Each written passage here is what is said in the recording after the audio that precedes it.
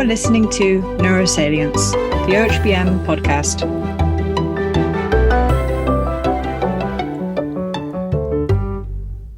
Welcome to the Organization for Human Brain Mapping Neurosalience podcast. I'm your host, Peter Bannattini. Here I interview brain scientists of all types and discuss their work as well as the latest developments, controversies, findings, and challenges in the field of brain mapping. Today's guest is Dr. Lucina Uddin. Dr. Uddin received her bachelor's in neuroscience and also with a philosophy minor from UCLA in 2001.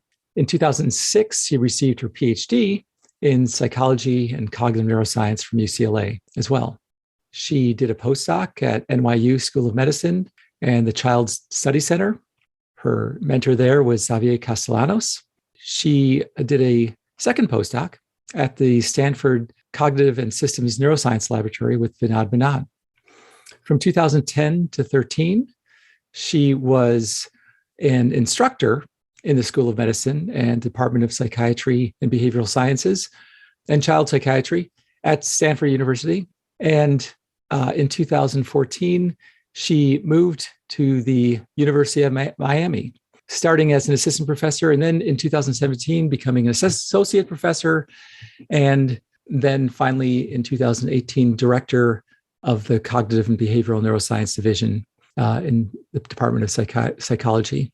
So the exciting news is that starting any day now, she'll be back at UCLA in her new position as director of the new analysis core, the new brain analysis core.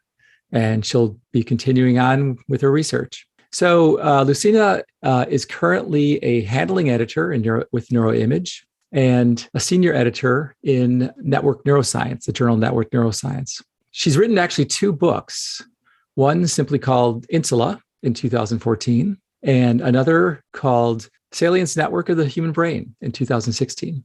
In 2017, she won the OHBM Young Investigator Award. And recently in 2021, she won the OHBM Diversity Award. So over the past 15 years, Lucina has rapidly risen in the ranks of respected cognitive neuroscientists who effectively and creatively use cutting-edge MRI and fMRI. She and her lab investigate the relationship between brain connectivity and cognition in typical and atypical development, wielding the tools of functional connectivity analysis of resting state, functional magnetic resonance imaging data, as well as structural connectivity analysis of diffusion-weighted imaging data. So in this podcast, we talk about the constant struggle shared by all scientists in this field to find just the right paradigms, acquisition tools, and analysis approaches to add insight into fundamentals of brain organization and how it relates to behavior. We talk about cognitive flexibility, autism, the Salience Network, and the need for an ontology of network nomenclature so that the field can better communicate, share, and understand their findings. We also discuss the NIH's goal of having a research domain criteria, so otherwise called RDoC, to organize and understand disorders in a more brain data-driven manner. Lastly, we discuss our perspective on advancing diversity in science, where it's at right now, where it might be going, how long it might take, and just generally her perspective of that struggle as well. So it was a really fun conversation that, at least for me and hopefully for you, will sharpen up and put in perspective the many challenges facing functional brain imaging research. I mean, we talked a lot about her work, but also about where you're sort of up against a not really a wall, but barriers of upper temporal and spatial resolution of fMRI, noise, subject variability. How do you actually work with the tools to derive insight about the brain and actually eventually make it useful clinically? So it was a really useful discussion, and I hope you enjoy it. Okay, Lucina Uddin, or actually, as I learned in one of your talks in your introduction, it's the proper pronunciation of your last name is Uddin, but everyone says Uddin. But thanks for coming on this Neurosalience podcast. Thanks, Peter. Actually, it's really funny that most people don't bother to correct when their last names are said wrong. And then years go by and you realize it's been 20 years of people saying it a certain way. Should I interject now? And I finally decided, okay, it's time. So there's so much to talk about. You've been incredibly active in neuroscience and fMRI over the years. And I just want to maybe start the conversation, and it's actually kind of nice and interesting how you've positioned yourself exactly at the interface of methodology, like cutting edge methodology with fMRI, and really interesting questions of how to use it to understand specific networks in the brain and also pathology as it relates to the networks. And so that's wonderful. But how did you actually get there? So, you started at UCLA and, then you did your postdocs at NYU with the Xavier Castellanos and then Stanford. And then finally you came to Miami. Was there anything, basically maybe try to trace your path and what you were thinking along the way and how your research agenda formed? Thanks, Peter. Yeah, it's always you can always make up a story that sounds like you really knew what you were doing and had a plan. But, most of people, when they start out, they're, in college, maybe just in their 20s, don't really have a good sense of the field yet or what would be important questions, or we can't really see the future and think, well, here's where the field's going to go, so I better position myself that way, right? It's always in retrospect, you think, well, that really worked or that really didn't.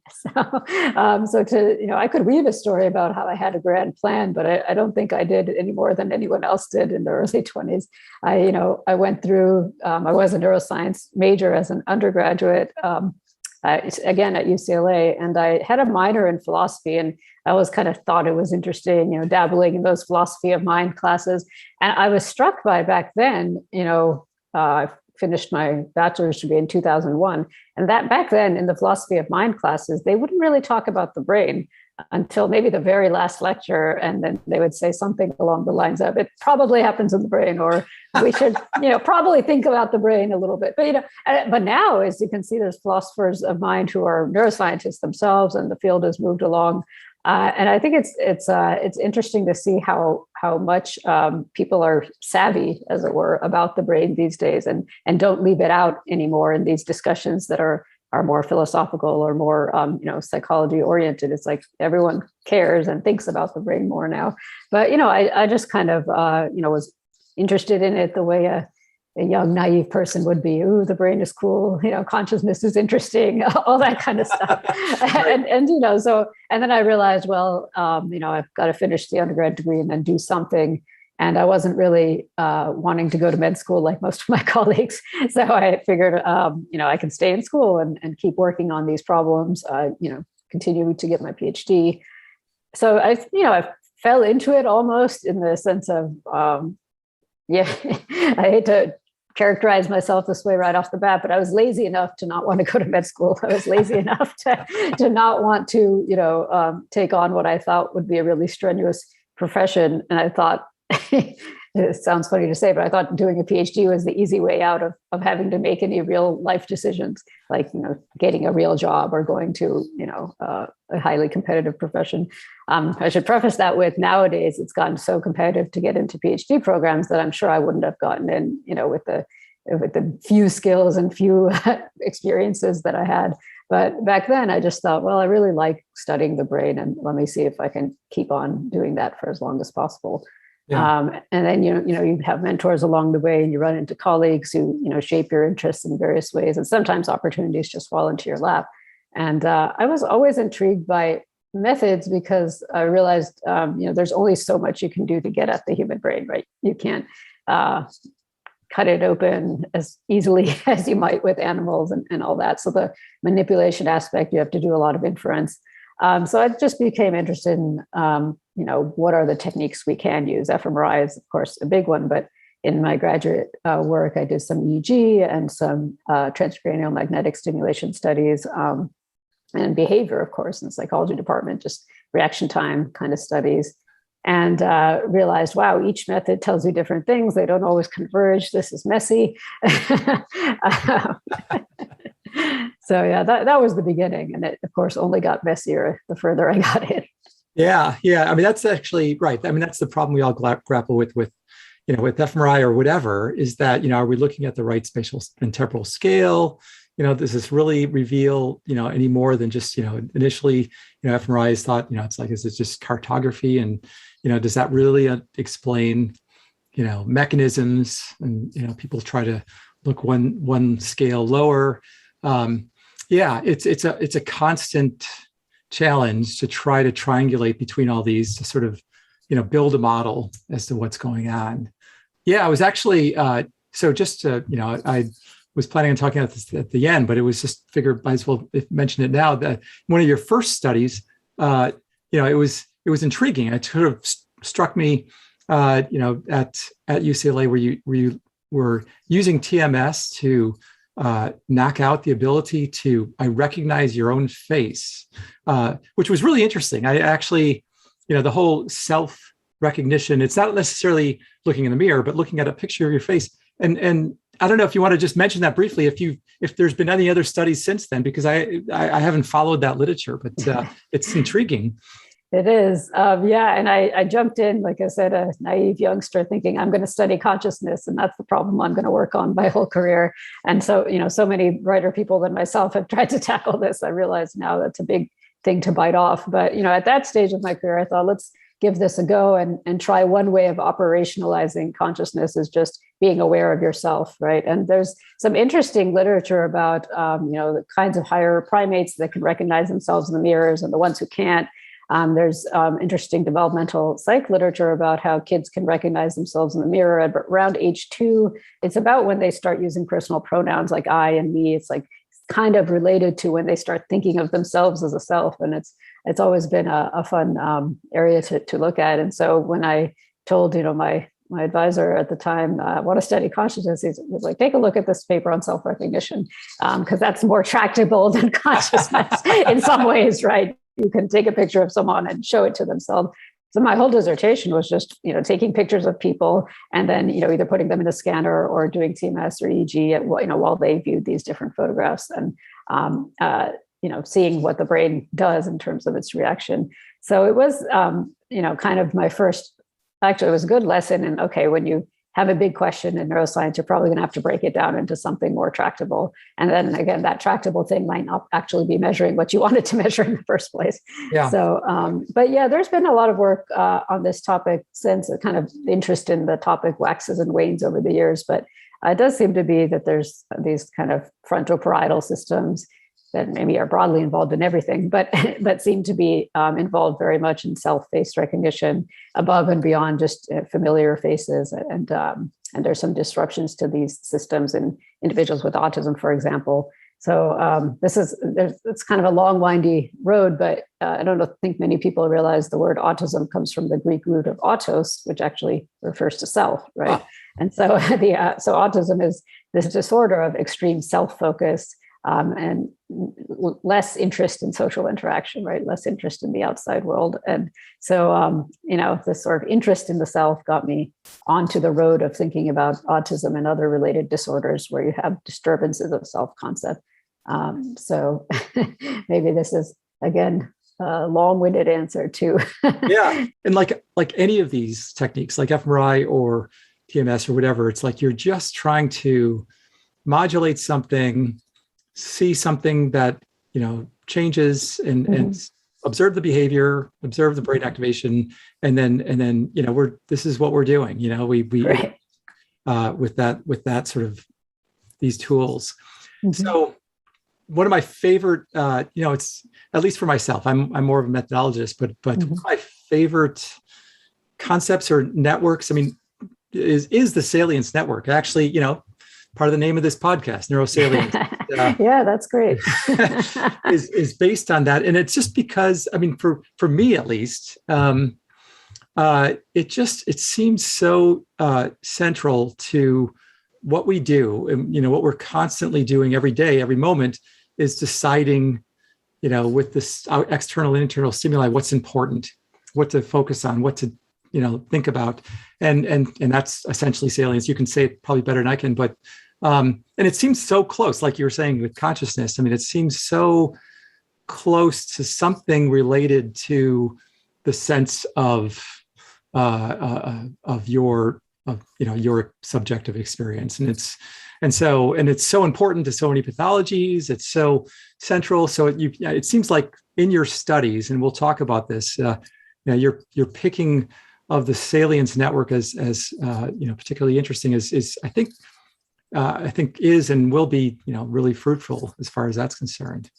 Yeah, I mean it's exactly why I got into it, and the funny thing is everything sort of comes together, and you can tell a story in the end. But I had been working on this meta-analysis with colleagues at NYU.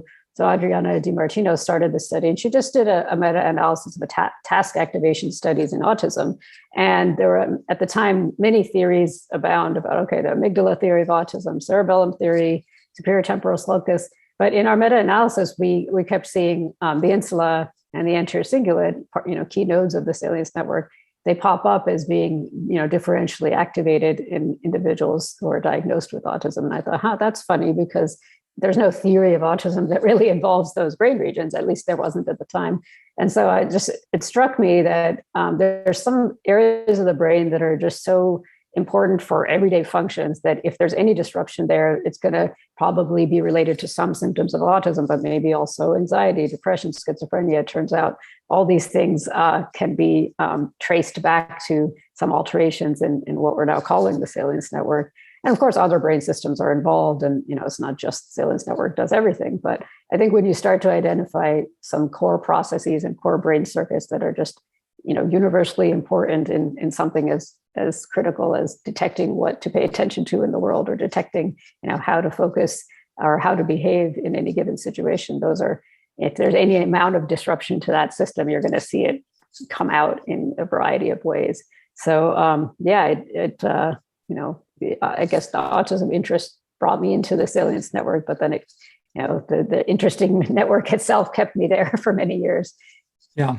So in that context, and maybe we'll get into talking about autism as well. I mean, I think it's worthwhile to talk about some of the spectrums of disorders. Mm-hmm. But why don't we just I figured a lot of your work related to autism actually was, and this is sort of struck me initially when I was looking at your papers, is mapping cognitive flexibility, sort of understanding cognitive flexibility. So, and I just had as I was reading your papers, I'm thinking, how does one define that? Because it seems that, it's very, it's many different timescales and many different contexts. Mm-hmm. So how do you define cognitive flexibility, just to start with? Yeah, that's a good question. And luckily, I did a bunch of reviews on this topic over the course of the pandemic. So I got to see how the field thinks about this. And it seems like the most general or the most consensus around a definition is just the ability to flexibly adjust behavior in the face of changing environmental demands.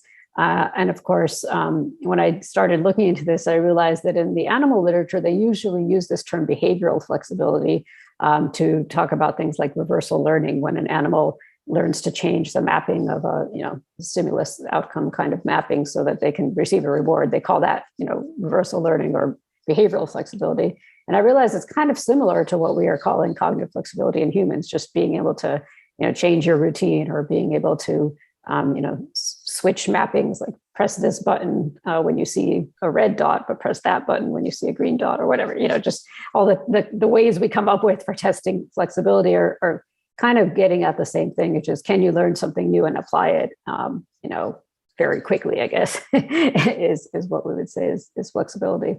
But yeah, there's that. So there's the term cognitive flexibility. There's the term behavioral flexibility. I've also seen the term psychological flexibility, or I guess some people call it mental flexibility, that seems is more used in the clinical realm to talk more about kind of like day-to-day behaviors.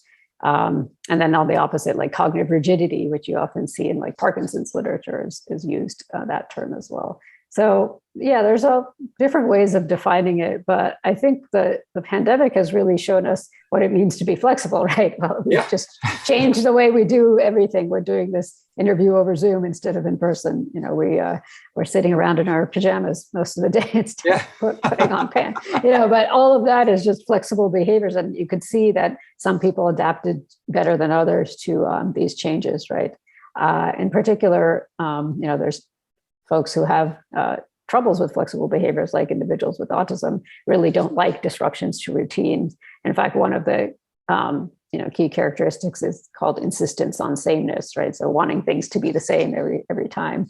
So I think we've had sort of real life examples of flexibility and inflexibility forced upon us because of this last year and a half. Yeah, no, it seems that right. I mean, it seems like it's sort of like fundamental to it's an evolutionary selected trait. Obviously, the world changes and context changes, and you always have to, be optimally adaptive. But it did seem, like for instance, I'm just sort of thinking for myself in terms of, if you're, you had a couple of paradigms for pulling this out, and I was trying to think, like for instance, you had a great example of this set task, and there's a game, I play it with my kids every once in a while. It's like, you have a bunch of cards, and you're like, okay, what makes a set, and right. it requires a certain amount of nimbleness. I could imagine potentially somebody with autism doing an incredible job on that because because like within the context of playing that game, they do that well.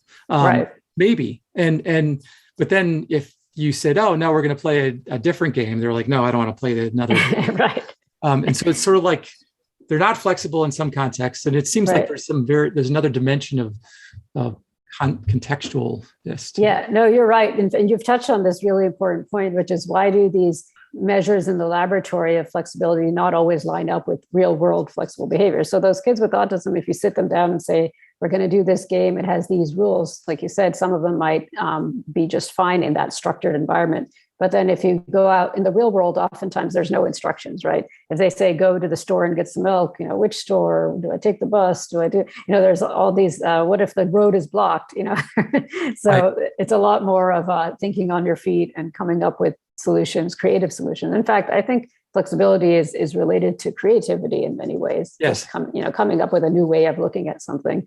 So it's true. And there's a lot of recent work that's focused on this point, which is that when we measure something in the lab, we've titrated it to make it, pull out this construct we think we've identified, but it often doesn't map onto what we think of as that sort of layperson description of flexibility that we've been talking about. It often doesn't map onto behavior reports or self-reports or other things like that. So it's a challenge. Yeah, it's a challenge. And it makes me realize, and also we'll talk a little bit later about your cognitive ontology work, but it seems that, and actually, once again, I'm coming from a naive perspective where I don't know the field of behavioral neuroscience that well, but I'm sure that you could almost imagine cognitive flexibility is a term that means something, but it's sort of like, it seems like it could be broken down into like elements more in which, or it could be organized in some ontological sort of way where you could actually have this set of elemental behaviors and then test that. If you just had a better construct of what the behavior hierarchy is in that sense. Yeah, big question. Yeah. No, it's hard, and that's actually part of the art of doing fMRI. Is, is sort of if you're not doing resting state, then you have to find something that it's like a litmus test. You have to find something that pulls out something that you think you're looking for, and then look at it. And so, that's the name of the game, pretty much. So let's just switch gears a little bit. You had this really wonderful Nature Reviews Neuroscience paper back in 2015 on salience processing and insular cortical function and dysfunction. You also wrote a book. Actually, you wrote two books on the Salience Network and also the insula. I noticed. It's my favorite brain region, if you couldn't tell. Yeah. And so it seems like, okay, so you hinted on this before. So the insula and the Salience Network, it's related to a lot of pathologies. As you mentioned, it sort of hinges upon, it seems like it's very central to that. Everything from autism to maybe ADHD to some degree, psychosis and dementia. And you noticed that it was mostly in the right insula. I mean, it seems like that's, and so why do you think that is? Just I'm kind of curious why there's this asymmetry in that regard. Yeah, this is a great question. When I first got, into this brain area, I had been moving to do my second postdoc over in Vinod's Menon's lab at Stanford, and they kept finding this interesting result with network analysis. So if you take a bunch of brain areas and you use causal modeling approaches to see, who influences what, they found that the right insula tends to be basically if you want to use the word causality loosely because it's fMRI, but you can predict what's going to happen in other brain regions based on what was going on in the right insula.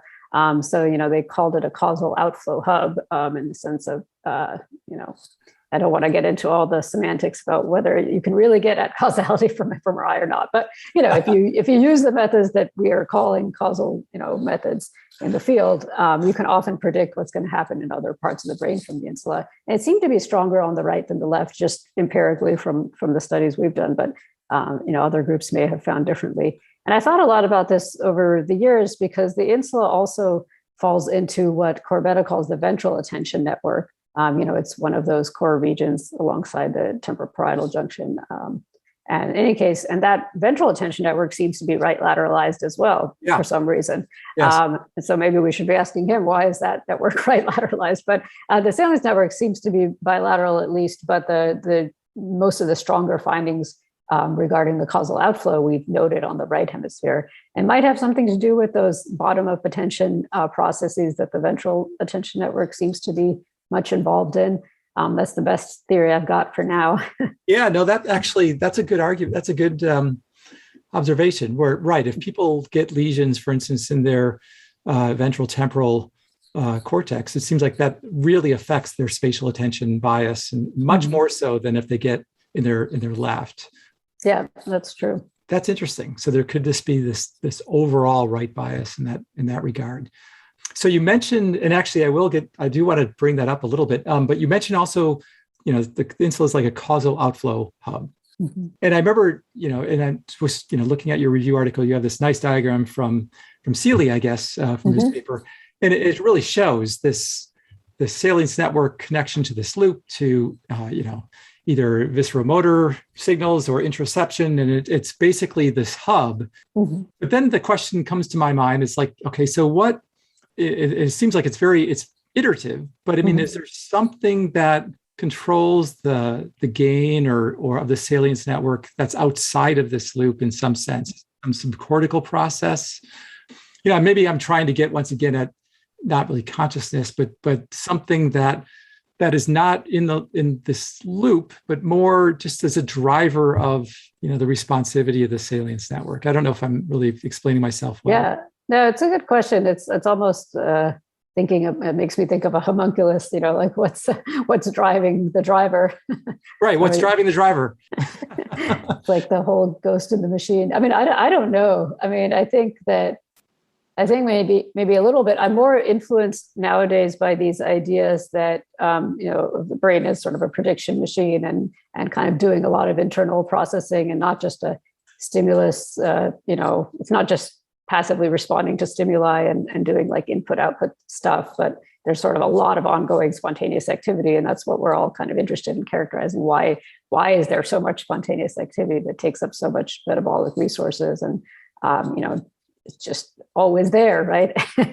And so, I don't have an answer to, is there anything, specifically that drives the insula? But sometimes when we do things like latency analyses, or if you look at some of the intracranial recording studies, it's interesting just to note the timing of these events, right? Like the insula seems to come on a little bit earlier in the, terms of response profile. In response to these stimuli, it comes on like earlier than some of the cortical areas. Of course, you've got the visual areas first, but, in terms of the processing scheme, it does seem to be earlier than some of the other areas, at least that I've I've seen.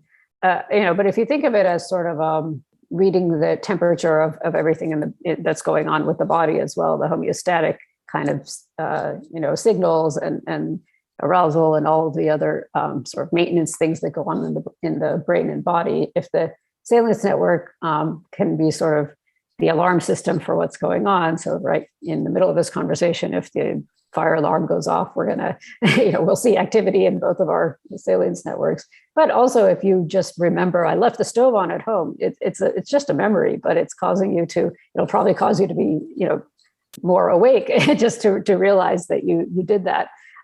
So to me, it's interesting that the responses of the Salience Network aren't directly tied to stimulus, presentations that are ongoing in the world, but something like a memory can trigger activation there. Something like just the thought of or nervousness about something you have coming up, because you see like overactivation of this network in anxiety disorders, for example. So it seems to be this kind of really general alarm system. At least that's one way of thinking about it. Right. In general, it is a sort of a question in neuroscience, right? Where, certainly if something precedes something else, it's sort of a causal mechanism. And people are always concerned and wondering, what's the essence of the spontaneous activity that might be the driver of this? And so it's interesting also, Corbetta, you mentioned Corbetta, he actually, he has a really interesting paper on trying to explain what the resting state is. And it sort of, ties it all in with, Friston's model. And as you mentioned, sort of like minimizing surprise. And so basically you have models of the world and our goal is to minimize the difference between the model and the world. But during rest, and our spontaneous activity sort of primes these networks and sort of is working on ways of optimizing our models offline. And so it was sort of an interesting, it was the first time I actually saw a causality or a cause or a purpose for resting. So that's good. Yeah. I mean, we have to come up with something, right, as a theory to test. Yeah. I mean, it is so metabolically demanding. It must be important. All right. So maybe I'll kind of delve into this a little bit, but you had you mentioned one, other ways of probing insular activity is either with distractor tasks or the Salience networks. And it was, there's certainly many different ways of potentially probing. And as you mentioned, it's sort of an art to try to figure out the best probe. But regarding, so a big question, and actually I just want to back up a second. So you mentioned causality. So with fMRI, it's really hard. I mean, there's many different ways of trying to infer causality. Either you could modulate tasks and see which ones are related to which. People have also tried looking at, the latency of the hemodynamic response. Right. And I'm generally skeptical about that because just there's such a spread and it's sort of random. I don't know. What are your thoughts on trying to interpret based on latency causality? Yeah, I mean, you're the expert there, so I'd have to defer. But no, there was a lot of talk in the early days when people started using, Granger causal analysis, for example, and this idea that if you have these really large discrepancies in HRF in different brain regions, then essentially there's just too much noise to be able to estimate anything. And that's a fair critique, I guess. My question is do we know for sure? Maybe for sure, how much variability there is in the HRF across different cortical regions. Is it truly an impossible task because of that? I mean, for myself, I think that, there's plus or minus 2 seconds maybe in the hemodynamic response.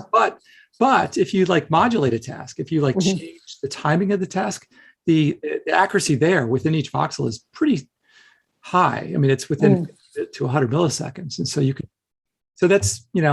Yeah. It's I guess Friston will tell you that's why you have dynamic causal modeling as a different approach that looks more at the latent states and makes all these assumptions there. So I guess, people have their definitions of causality and then they try to find an approach that works. But what's nice about, as we were talking about earlier about methods, is you can use, for example, TMS to try to, disrupt the cortical region that you think is important. And then you could use that as a measure of causality, right? You say, well, I've knocked out this parietal lobe region and now you can't do X. That's a little closer probably to our intuitive notions of what causality means. And then, of course, there was the lesion studies that have been around since beginning of time, I guess, in neuroscience that told us like when Broca's region is gone, you've got this, aphasia. But what I've been, most interested in more recently is how network approaches can tell us like the assumptions that you would make, well, this node is gone and that function is down. They're not always borne out because you have these complex networks that can compensate in many ways. And I've had some interesting data from hemispherectomy patients, they have a whole left hemisphere removed, but still have pretty normal language development and even motor development on this side of the body that you would think. Of course, there's deficits, but the fact that you can lose half of your brain and still recover on functions that were thought to be residing in that part of the brain is pretty amazing. Yeah. Yeah, it's amazing and mysterious. Right. How does the brain compensate in that regard? Yeah, it makes me think more and more about, if you remember, there's these dichotomies always, and we swing from one side to the other. So there might have been this mass action theory way back in the early days of psychology that just all brain regions do the same thing. And if you cut out more brain regions, you'll just lose more functions, right? That's like the over grossly simplified, mass action theory. And then the other, modularity and phrenology, and every brain region has its own function. And this area is for honesty and that area is for some other trait, right? And I don't think anyone believes either of those extremes, right, at this point. But I think network science has given us a lot of tools to think more about how it could possibly be that you have all these finite number of brain regions do this almost infinite number of tasks. I really like this book by Michael Anderson. It's about his neural reuse theory. It's just as it sounds, like the idea that different brain regions are reused for different functions. And it makes sense because we're not just adding on a new part of the brain every time we learn something new, right? Or every time we, and the brain hasn't evolved that much. In human what's the book called again? Oh, I think it's called After Phrenology. After Phrenology, okay. Yeah, unless I'm mistaken. I hope I got that right. Okay, well, either way, people have enough of something to go on. And the author was who again? Michael Anderson. He's at University of Western Ontario. Okay. And it's an interesting. He's a philosopher, computer scientist, neuroscientist. So he's one of those wearing three hats. But I thought it was one of the nicest treatments I've seen of the idea of that.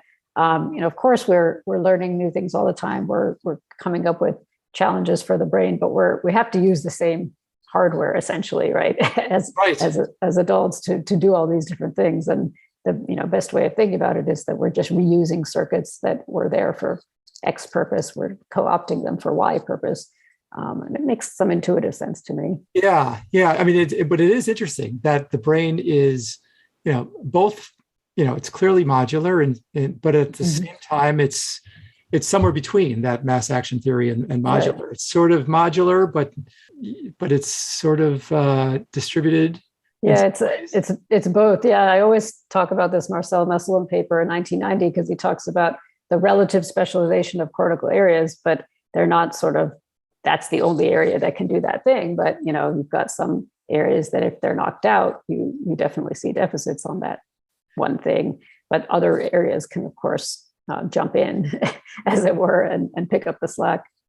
Yeah, and it sort of makes me think, okay, well, maybe the unifying answer will be, if we look at a fine enough scale. I mean, so for instance, right now you say, oh, well, the same network does the same things, but maybe like you try to do a little bit with the Insula, if you parcellate it more finely, you find a differentiation.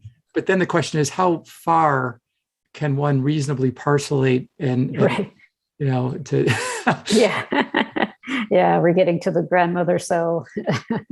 Yeah. I mean, that's where your layer specific fMRI really comes in. I mean, I don't know if you've seen that yourself empirically, that you can actually differentiate if you have 7T data, for example, just higher resolution. I haven't worked at that spatial scale. Yeah, no, it's, it's great. I mean, as far as going to that resolution, but it's also, it's it's a little scary in a sense because, I mean, you do realize that there is, the organization, the scaling, keeps on going down. Probably the unit is on the order of columns or layers, maybe if we're lucky. We can hit that spot and be at our limits and then start to probe. But then And so this relates in some ways even to the concept of parcellation. So for instance, if you like what people do typically with resting state analysis, they take a brain and they, there's many atlases out there that parcellate the brain in chunks. And then they look at the correlation between these parcellations, and they find, that there's differences between subjects. But I wonder how much individual subject variation is introduced by the fact that we're not parcellating each subject the same way.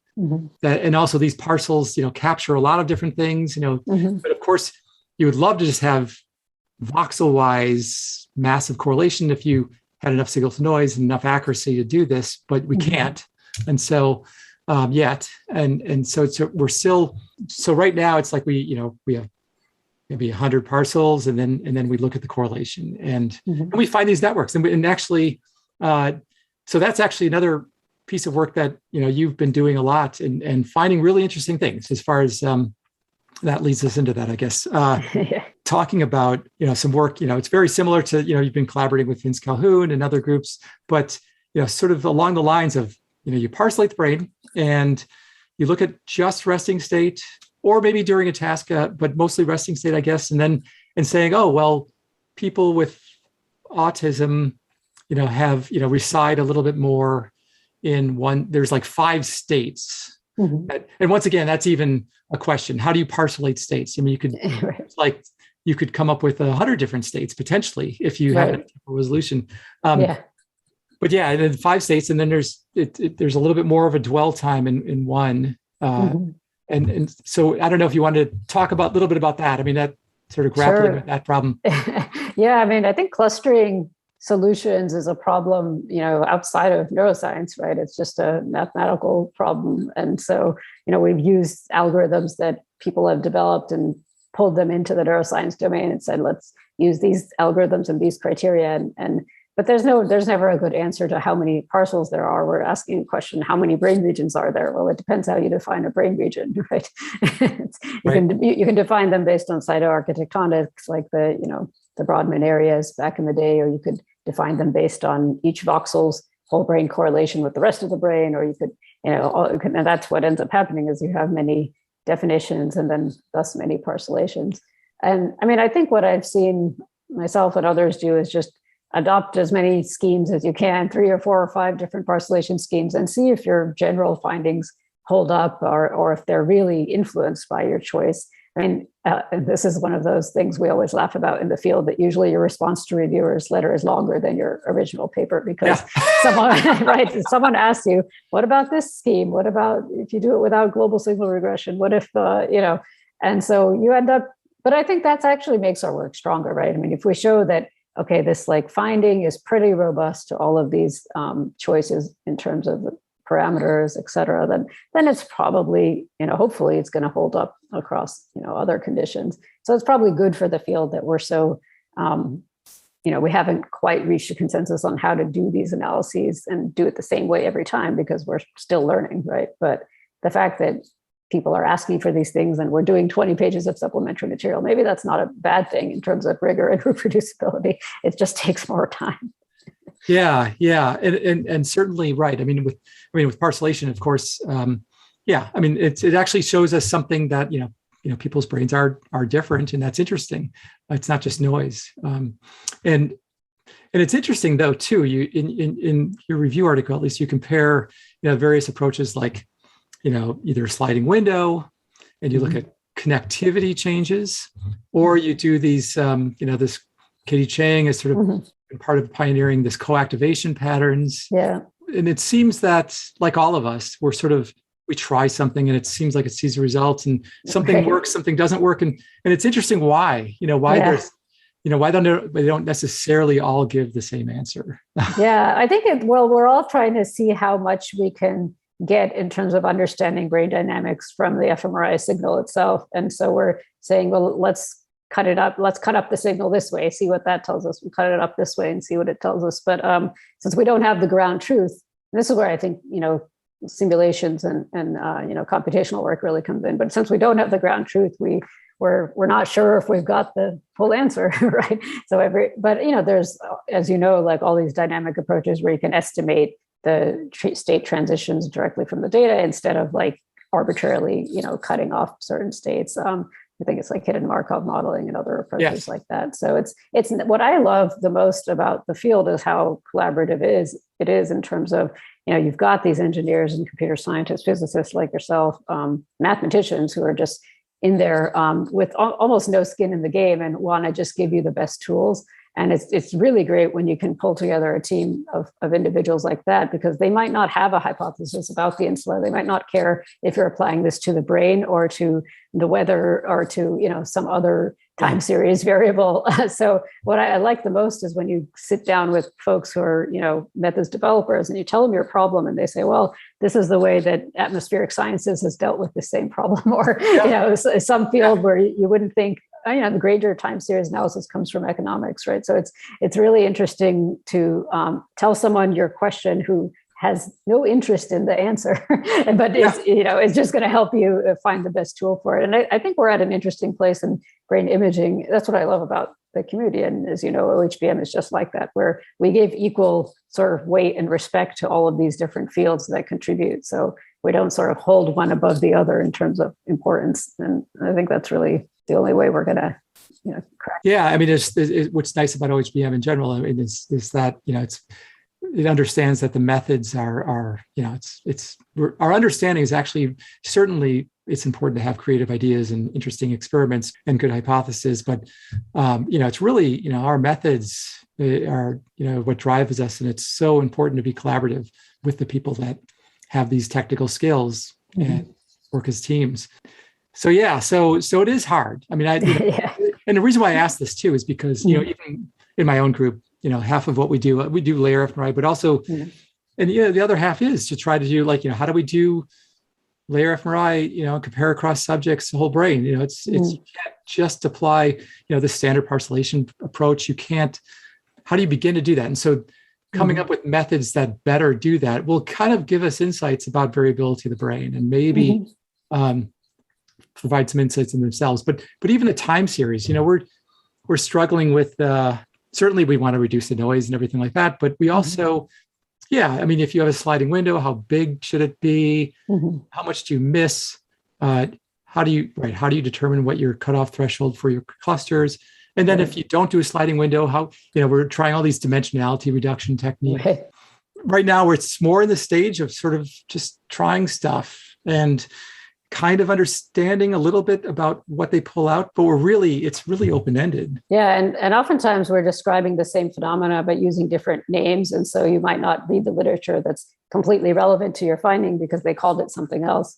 One of my former graduate students, Taylor Bolt, just put out a bioarchive paper that's in collaboration with a bunch of folks, Shella Kilholtz and others, but he's looking at her lab is called the quasi-periodic patterns, or QPPs. And he's related this, he's basically showing that there's a few patterns, but they come up in all different ways that no matter how you slice it, you get a few of these, patterns, and they can be described as, time points along this quasi-periodic pattern. And he did like a million different, like every analysis under the sun that you can apply to resting state data. He showed that in some form or other, it kind of recapitulates a few canonical patterns.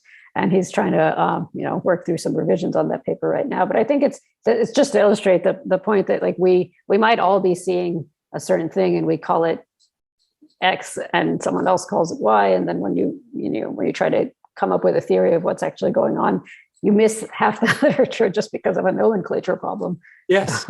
Yeah, exactly. And you're right. There's so many, and it's funny because in the sense, it's still at the stage where it's not really converging that much. And it's sort of, you have quasi-periodic patterns.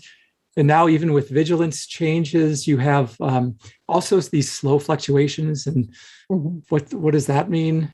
It's like the field is an entire network and we have to sort of converge on something. So it turns out like people don't even agree about how to use the term network, which is, something we've been trying to do as a best practices group. It took us about 6 months just to agree to disagree about what to call certain things in the field. So it's, it's all good because it prompts discussion and gets us to clear up, confusion and things like that. But if we, the people who are doing these studies, can't agree, then how are we going to get our students to, push the field forward, because if every lab just does things and calls things according to their lab favorite nomenclature, we're not going to be able to talk across labs, right?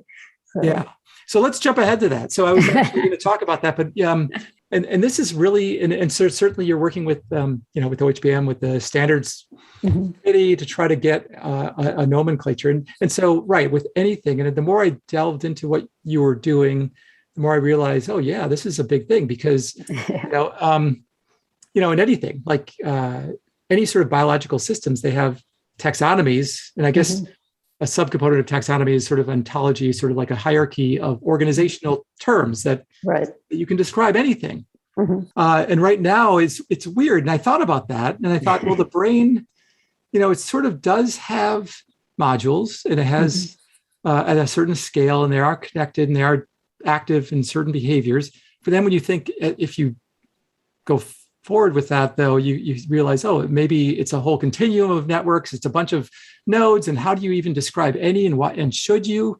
So maybe you might want to describe what you have, maybe 7 or 6 networks that you have terms that you've or maybe not. Maybe tell me your latest thinking on this. Well, so yeah, we myself and Tavisio and Nathan Spring thought about this a couple of years ago, and just put out a paper in 2019 that was a first pass of, okay, if we're going to talk the same language, can we at least agree on these terms for networks? And we thought probably no one's going to agree to this, but we're just going to put it out there. And it's true, like nobody agrees to that. But that prompted the formation of this best practices committee, on network nomenclature, which we came up with a clever acronym for. I think it's WhatNet, Working Group on Harmonizing Taxonomies, that Anastasia Yandiki and our group came up with this nice acronym. So we'll see if that sticks. But in any case, the working group was formed to try to harmonize some of the names that we use. So it's fine if you want to call something the default mode network, for example, but are you referring to some entity with a certain number of nodes, a certain spatial extent? That's the one that we sort of hear about the most. So, but some people will say, well, the hippocampus is part of it. And some people will say, no, it's not, so it's not that we necessarily agree on what it is. We just think we do. I think we have a feeling that there's a consensus, but, empirically it's not very well laid out. So, we're trying to, so that we're grappling with conceptual issues and philosophical issues. We have a philosopher on our team. And all we've had so far is just more than a year of really good discussions about things you've mentioned already, like individual differences, and people are having, different parcellation schemes. How do we incorporate these things, and subcortical regions? Everyone forgets about the thalamus, but it's important. Where does it play a role in these different functional networks? How do we not forget about the subcortical regions?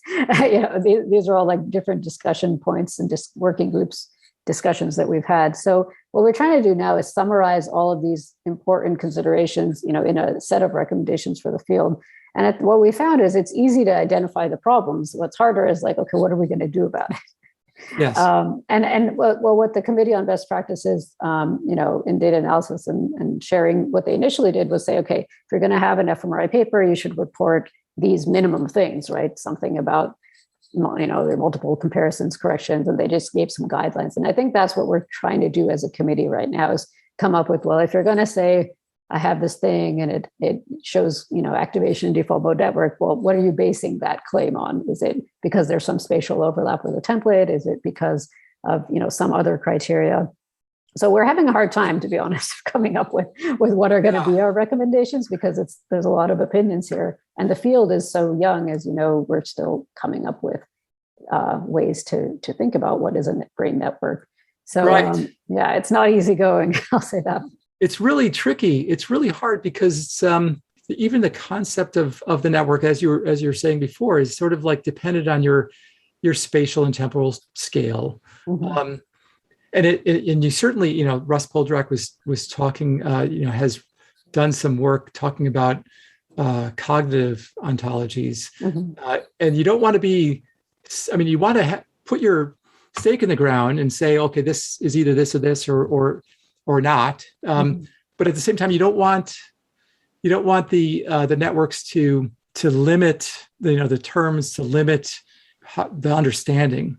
So you don't want to maybe default mode network is, actually about 20 different networks that are, right. and so just calling it default mode sort of misses potentially some of the nuance, but you start somewhere. Right. That's exactly the problem is you have to start somewhere. The reason I think this is a particularly pressing problem is that the cognitive neuroscience literatures and the psychiatric neuroimaging literatures are blooming and blossoming and all that using the terminology that people have put forth who do resting state work. So if in resting state, we're saying things like default and salience. Now that's in a depression paper. Now that's in a paper about attention and memory and whatever. And so people are adopting this terminology, whether we endorse it or not. So we have to decide if we're going to continue along this path, which maybe it's fine. But I personally have seen, people use terms interchangeably, like singular opercular network and Salience Network and other things that have Insula and ACC components. And I don't know whether it's correct to continue to use those terms interchangeably or if we should really say, wait, people using that term mean this, whereas people using that term mean that, and then come to some, recommendation about here's what you should use if you mean this. Here's what you should use if you mean that. Yeah, no, I agree with that. I totally agree with that. And then of course, certainly if you start having, papers that, just like Neuroscience that looks for keywords, right, it would really tighten up those findings a lot more in that regard. Oh yeah, anything like that uses just text mining is just only knows the words you used in the paper, and I think that's a huge problem for meta-analyses if we're biasing them from the start with the terms that we include. It's not any individual's fault; it's just how the field has evolved, and so I think it's a good time to sit back and think about what we want going forward. Yeah, it's tricky. It's tricky. I mean, it reminds me a little bit of the really early days of brain mapping when Peter Fox, wanted people to report all the coordinates. I mean, and it's still good to do that. I mean, we have more sophisticated ways of doing that, but it kind of evolved. But you had to start with demanding something and then evolving. And everyone pushed back against that and said, well, let's say you do retinotopy and you have a tortuous location of something. How do you say a coordinate? What's the center of mass of that? And also with here, you can imagine the certainly networks the story is more complicated than this, but you have to start with something, and then you could imagine a whole ontology of starting from this of different types of terminology, or maybe you come up with a standard terminology way that goes beyond the 10 networks or whatever that we agreed upon. At least starting. It does seem like it would ratchet things forward. But what still bothers me a little bit is that, like, for instance, in classifying organisms, I mean, it's usually related to some fundamental organizing principle. Right. Like you say, well, this, you name it according to some sort of, it groups naturally. Whereas networks, it seems like, you don't really know. Yeah, you exactly. don't really have any organizing principles yet. And so does it really help? It's just basically helps us all talk to each other. Right. In actually, in building a hierarchy of understanding. Yeah. I mean, I would argue that if we can't all talk to each other, we're really impaired in our ability to even start to think about a hierarchy, because we may be missing really important empirical findings that would contribute to the building of a taxonomy. And you're right, this is the exact kind of discussion we've been having for a year and a half, which makes it very hard to write this paper. Yeah, it's really hard. It's really hard because you want to be able to, start something that goes in the right direction. And I think that it's just hard. Everyone sort of like has an intuitive feel like, well, it's a harder problem than this, but you have to start. Right.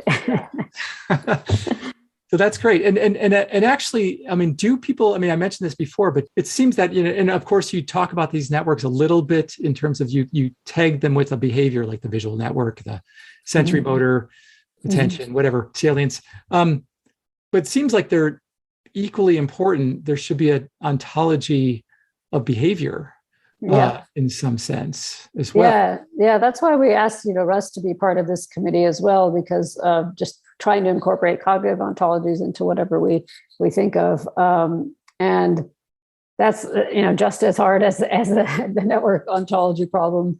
And it's almost like we've bitten off more than we can chew when we started this out. But I thought, it's been, I have all the recordings from all the meetings we've had, and I think we'll maybe make them part of somehow available, but it's just, interesting to see that although we have these different intuitions and different viewpoints, we did a survey of OHBM members and said, here's a brain map. What do you call it? Basically, right? And so people filled out the survey, and there was some consensus, like things like default mode. People said that's the default mode, et cetera. And there's other things where there was much less consensus, as you can imagine. And that tells us something about what the community is already doing, right? And maybe we can continue on as we're going, but I feel like we could be more precise. I feel like we want to be more precise. And anything that can push us in the direction of that is hopefully a start.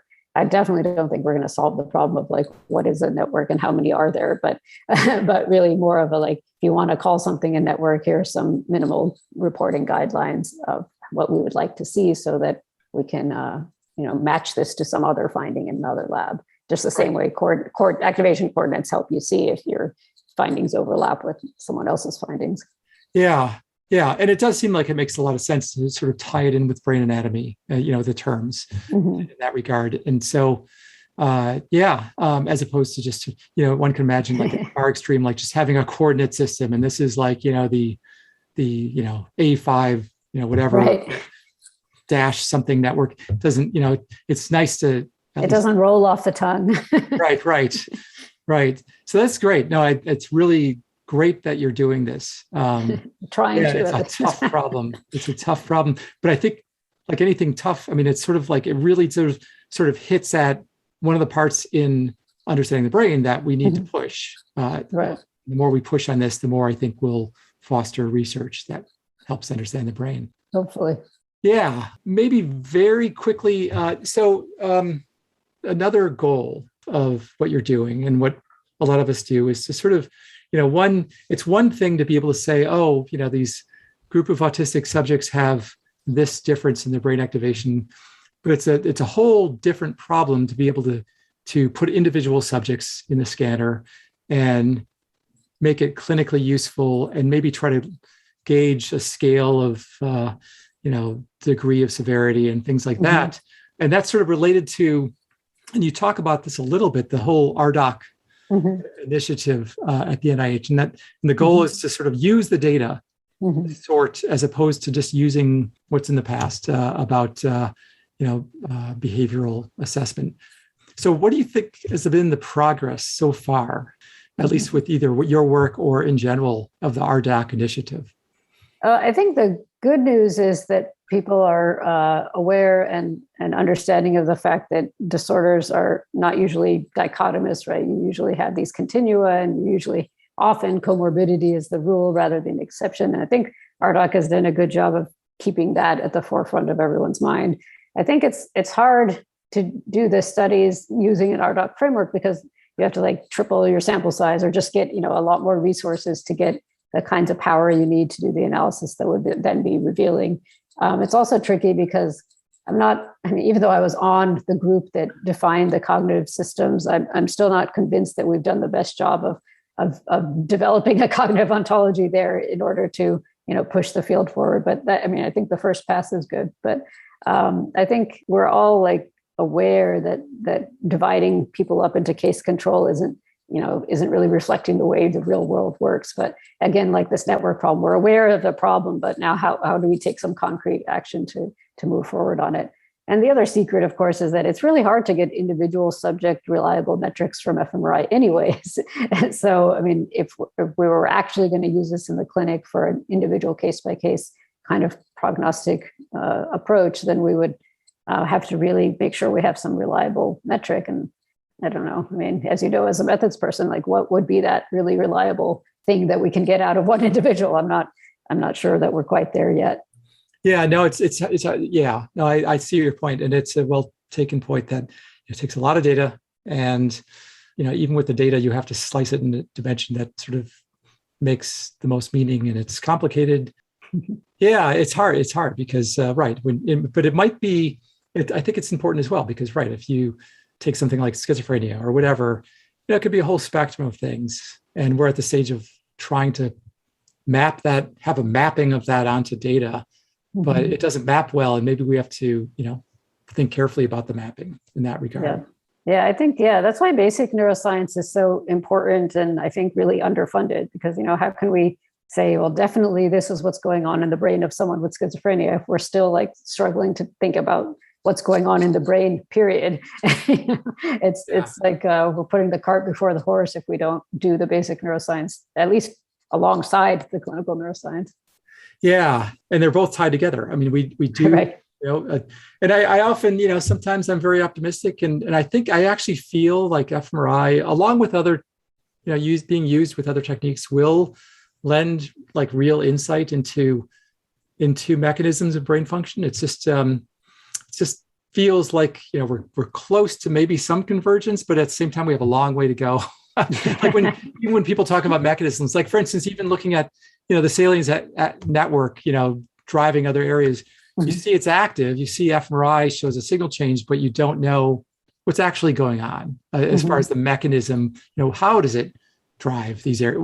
What's the circuitry? What's the at what level do we need to describe it before we feel comfortable that there's a mechanistic explanation? Yeah, maybe we have to go back to our animal research colleagues. Yeah, or just iterate in some way. Right. So before I just start wrapping up a little bit here, I just want to, it's interesting. There was talk of, you mentioned ADHD as well, and you have this one paper looking at the resting state brain signal variability in prefrontal cortex, and I thought that was kind of cool in a sense that trying to come up with a number or just simply variability that might explain disorders or might be relevant. And I've seen in the literature, and it's sort of contradictory in some sense. Some people say, "Oh, variability is good," and some say it's bad. It's some indicative of dementia or whatever. So what do you think of just trying to collapse things in this regard?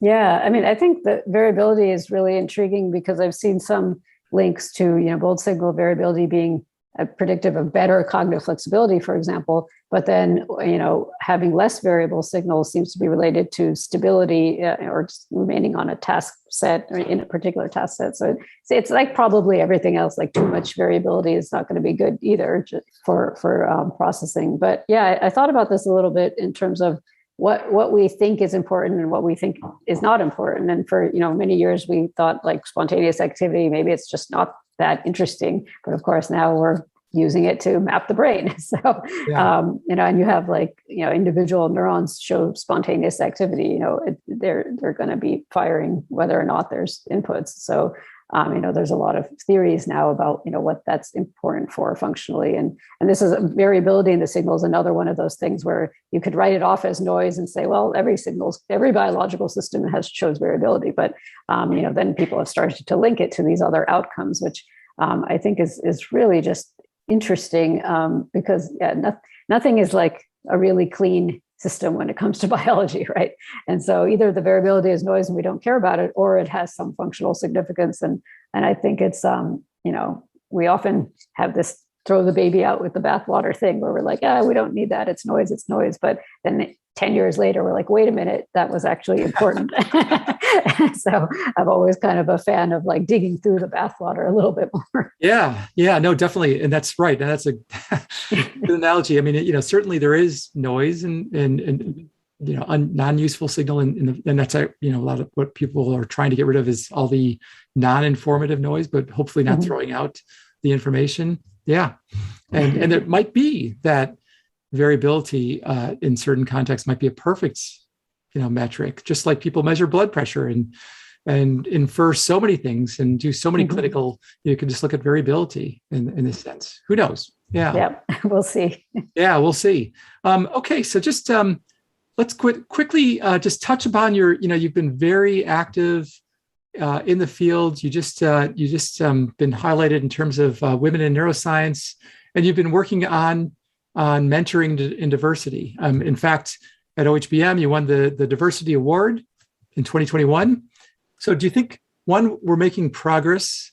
And do you think that the mechanisms for making progress are on the right track? And how do you think it actually be solved? I mean, what will a solution look like? Oh, wow. Yeah, I mean, a solution would be like an overhaul of society and going back in time, a time machine. But, given what we have and the way that, systemic inequalities in society contribute to the way that careers can pan out for different individuals. I think we have a lot more awareness of the issues now than we did, let's say, 3 years ago. And so now, you can't get away with sort of ignoring the fact of the matter that some people have been systematically oppressed and left out of a lot of initiatives. And so I think now that there's awareness, the question is like, so what are we going to do about it? Are some people going to actually give up the privilege that they have to, make room? Nobody wants to give up something that they already have. But I don't think there's it's not a, if I get something, you get less. It's in academia, right? There's room for in fact, it's strengthened by a diversity of opinions and by, viewpoints and skills and, from all over the world and from people with different backgrounds. So I think we're realizing that, diversity is a strength. We want to, support in different ways the careers of individuals who haven't had that support in the past. And I think we can all do things actively to mentor. For example, we can, reach out if we see someone who's an international student who just came here and they're having trouble navigating the system. I mean, how would you feel if you landed in a country where you don't speak the language as your first language? Just think about, reaching out a little bit more. And there's just things like the pandemic has made us do all these virtual meetings. So many more mothers with young kids are now participating in meetings because they can do it from home. They don't have to leave and travel for 3 days. And we could have done this all along, but now and the same with individuals with disabilities, we can accommodate a lot more on Zoom than we could have in person. We can continue to do this, and going forward. There's no reason to leave, now that we've made all these advances, there's no reason to go back to the way it always was. So we'll always enjoy in-person conferences. We'll always enjoy that, camaraderie that comes with having dinner together. But we also know that having this hybrid virtual component can bring participation of individuals who might have otherwise not been able to participate. So I think we're making leaps and bounds of progress, but you can still see, at the higher levels, a lot of resistance to change oftentimes, but it happens slowly, it happens generationally, and it happens with people who are really allies and advocates who are saying, I see this problem, I'm at the top, what can I do? And just, reaching out and saying, I'm here to help. So I think I've seen a lot more of that, which is heartening. Yeah, no, that's actually very heartening. And actually, like you said, transparency as well, sort of having metrics of this. So you actually can monitor, in some sense, how far we're coming. And I also think, I think that, at least to me, when people ask me about this, I say, well, it's sort of a systemic problem. And so if we can sort of, as much as possible, provide opportunities people early on, and on roads early on, then it will over time trickle up, and there'll be less of an issue as far as that's concerned. Hopefully, giving the opportunities all the way along, but really emphasizing, people in high school or giving them opportunities in that regard. Yeah, I mean, there's such small things we can do that remove barriers. Like the GRE is an expensive, unnecessary test. Just a lot of graduate programs have stopped using it. I don't think the quality of students is changed because of that. So, it's just simple gatekeeping things that we can think about. Is having this particular requirement disadvantaging people in a particular way? And is it really buying us that much more? If not, then why are we doing this? We don't have to keep giving these testing companies all our money. And that's interesting, though, because, I agree with that.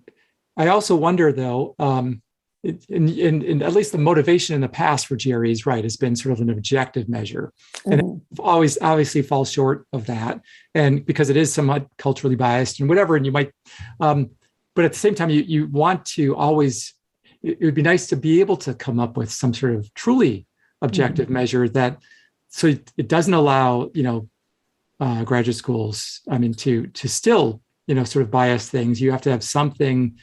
Otherwise, let's say a graduate school, then you can just take whoever you want for whatever reason, and you don't have to be, I guess the transparency part is important. So, yeah. And you have things like GPA and other, work experiences and letters of reference. But the question is, how do you use them? And, there's everyone has biases. It's not that anyone is above anyone else in that way, but we when we know that we have them, how do we check them, or how do we guard against using them in a way that further advantages some groups and disadvantages others? So I'm really happy to see all the awareness and progress. There's all a long way to go. There's always going to be a long way to go. But I think, some of the organizations that we're involved in, like OHBM, are really at the forefront of this. So I'm on diversity committees across like multiple organizations and multiple spaces. But I think OHBM has made more progress in this field, in this area, because it permeates every discussion we have, like from program committee to the student postdoc group to the,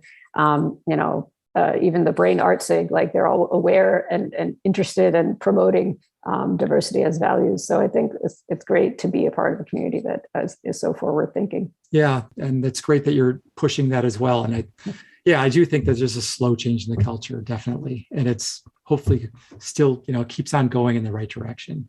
Yeah. So last questions, very, very last questions. Sure. So, I caught you in the middle of moving. So you're starting at, you're going back to UCLA.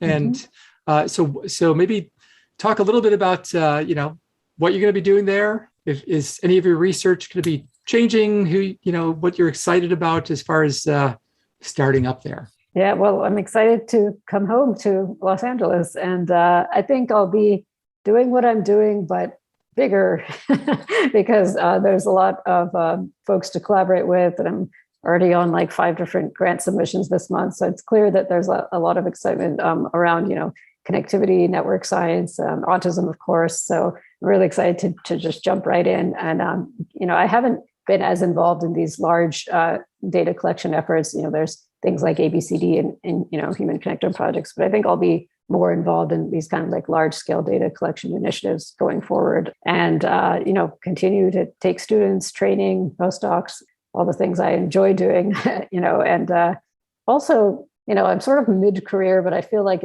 I did just have a year of sabbatical, but it didn't feel very restful. So maybe take a little bit of a breather too. Yeah. No, it's almost the worst time to have a sabbatical, because it's like everyone's kind of on sabbatical in some weird way. Right. We're all sort of.